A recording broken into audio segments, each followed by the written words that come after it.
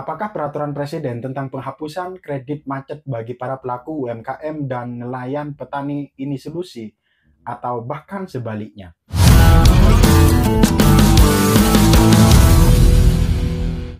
Selamat datang kembali di channel ini. Mudah-mudahan yang sedang dan lagi terlilit hutang, semoga diberikan kesehatan dan kelancaran, rezekinya diberikan keberkahan agar bisa melunasi hutangnya. Adapun kali ini saya mau membahas lagi soal peraturan pemerintah nomor 47 tentang penghapusan kredit UMKM ini. Memang dasarnya siapa sih yang tidak mau dilunasin hutangnya? Apalagi pada saat di tengah ekonomi yang melemah ataupun di tengah pekerjaan ataupun usaha kita yang sedang tidak baik-baik saja, yang mungkin mengalami kesepian, yang mungkin mengalami yang awalnya itu ramai usahanya, kemudian sekarang sebaliknya, apalagi pasca pandemi kemarin.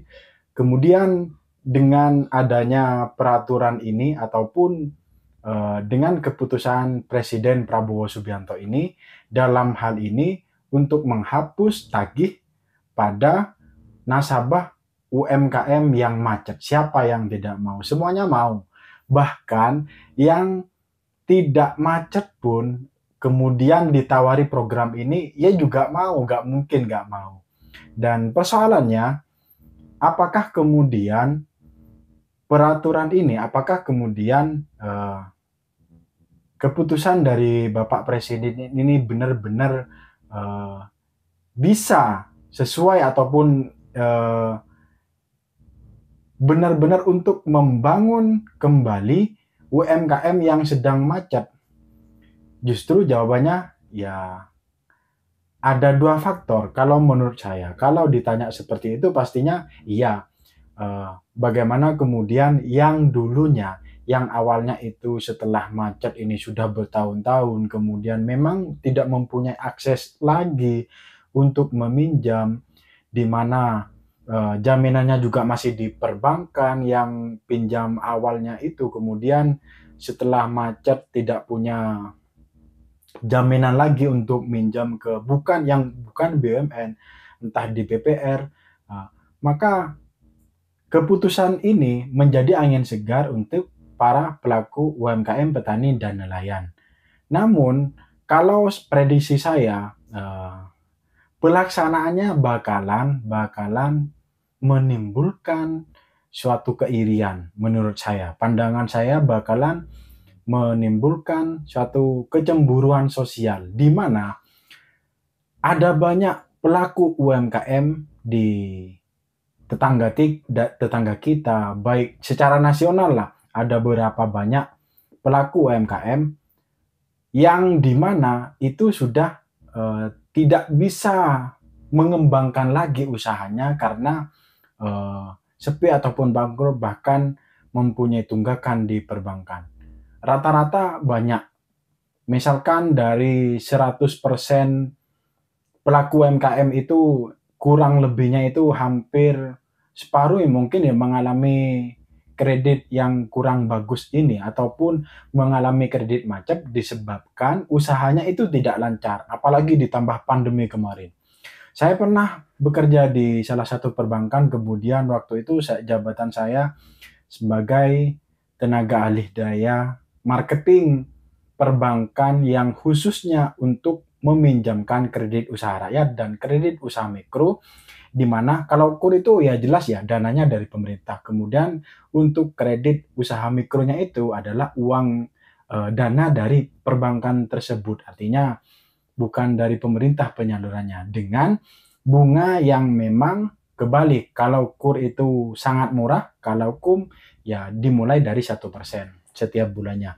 Nah, pada saat pandemi itu benar-benar hampir keseluruhan nasabah saya waktu itu mengikuti restro karena terdampak pandemi. Rata-rata yang fokus pada penjualan, rata-rata yang fokus pada satu usaha, di mana mungkin pasangannya tidak mempunyai usaha, hanya fokus satu usaha, rata-rata keseluruhan dari berapa ribu nasabah saya waktu itu mengikuti restru. Artinya tidak mampu membayar waktu itu. Terdampak semua. Hampir. Bahkan cuma ada, bisa saya simpulkan cuma sekitar, bisa dihitung yang masih menguatkan, masih mampu membayar waktu itu. Jadi di mana yang masih mampu membayar itu memang masih punya tambahan eh, pendapatan lain selain usaha itu. Misalkan yang punya kos-kosan, sebenarnya itu kan usaha. Kemudian di sisi lain, selain dia mempunyai kos-kosan, suaminya merupakan PNS sebagai dosen, di mana juga mendapatkan income dari situ. Akhirnya tetap mampu membayar dan tidak mengikuti restru. Sementara selain yang tidak mempunyai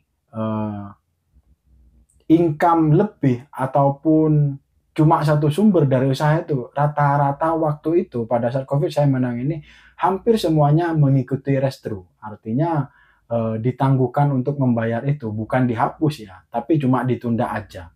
Itu namanya restru.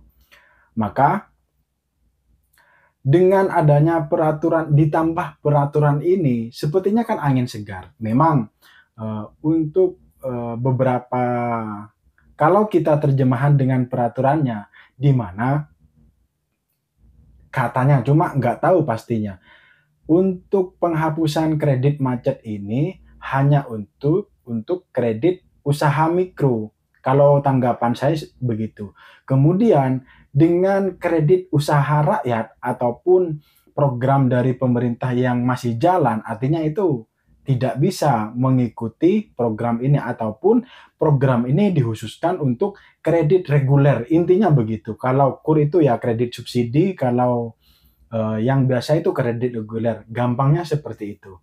Maka hampir rata-rata selama saya menangani ataupun mencairkan nasabah tersebut, itu rata-rata dibandingkan kredit reguler dengan kredit KUR, ini rata-rata milihnya itu yang KUR. Kenapa? Karena murah.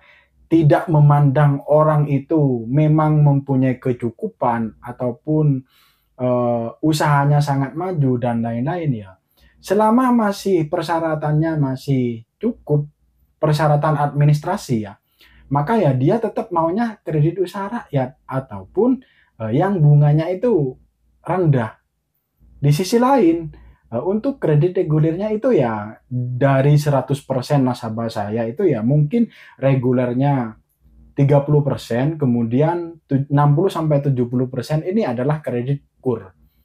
Nah, kemudian angin segarnya meskipun ini masih simpang siur, pada saat keputusan Presiden kemudian menandatangani tentang penghapusan kredit macet ini, rasa-rasanya kepada seluruh UMKM itu angin segar. Namun faktanya ataupun juga dibahas lagi terkait dengan persyaratannya, ya ternyata KUR ini juga atau masih belum, artinya program penghapusan ini bukan untuk kredit usaha rakyat. Infonya begitu, meskipun sekarang masih belum terupdate ataupun masih belum direalisasikan. Kebetulan teman-teman di perbankan kan saya masih juga kontak-kontakan. Hampir setiap hari saya kontak, gimana perkembangan terkait dengan penghapusan kredit ini, sejauh apa persiapannya. Kata teman saya yang ada di perbankan itu masih dalam tahap ya pembahasan terkait dengan kriteria tersebut. Sebab mengacu pada Kementerian UMKM itu ataupun kementerian apa kemarin bilangnya itu terkait dengan penghapusan ini bukan bersumber dari APBN, melainkan dari penghapusan. Artinya ya langsung ditutup buku, kemudian langsung ditutup tagih. Artinya nanti ya perbankan juga yang pusing bagaimana mengaturnya. Karena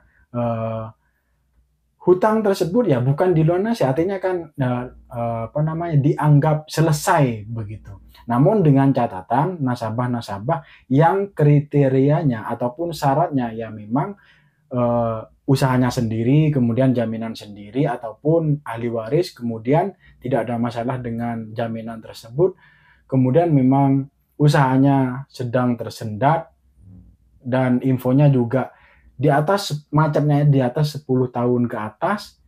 Nah, untuk nasabah-nasabah kredit yang jaminannya tidak jelas dan itu bakalan tidak dipastikan bakalan tidak masuk untuk program ini. Nah, terlepas dari keputusan presiden terkait dengan keputusan penghapusan kredit macet ini, menurut saya teman-teman tetaplah harus fokus dengan apa yang ada di depan kalian sekarang. Misalkan contoh teman-teman lagi bangkrut karena pandemi, lagi bangkrut karena usahanya yang dulu gagal, itu tidak munafik teman-teman, artinya pasti dalam usaha itu. Saya juga pernah berbisnis, saya juga pernah gagal di dalam berbisnis, kemudian ya memang tidak bisa dihindari. Di saat teman-teman memang lagi down, lagi bermasalah dengan usahanya, kemudian sedang lagi bangkit, menurut saya jangan terlalu berharap terhadap keputusan presiden tentang penghapusan kredit macet ini. Kenapa? Supaya tidak mengganggu konsentrasi teman-teman untuk pulih dan membangun bisnis yang baru ataupun mencari pekerjaan atau bahkan bertahan di usaha yang lama. Juga agar teman-teman tidak ada kecemburuan sosial. Kenapa? Ini saya wanti-wanti. Pasti ada nanti. Misalkan dalam satu kampung itu ada 5 orang yang pinjam. Kebetulan teman-teman itu yang menonton pada video kali ini itu kenal. Pada saat penghapusan ini direalisasikan, kemudian saudaranya ataupun tetangganya kalian yang mendapatkan penghapusan ini, sementara kalian tidak, maka bakalan sakit hati. Maka, ya sudah, kalau memang rezekinya teman-teman kepilih untuk dihapus, ya itu alhamdulillah. Kalau tidak, ya udah gak usah dipikirin, gak usah nuntut apa-apa. Artinya jangan terlalu banyak berharap terhadap keputusan terkait penghapusan kredit ini. Tetap fokus pada kerjaan utama. Mudah-mudahan lagi banyak hutang sekarang yang sedang terlilit hutang di masa lalu karena membangun sebuah bisnis, karena mati-matian mempertahankan bisnisnya kemudian tetap tidak bisa.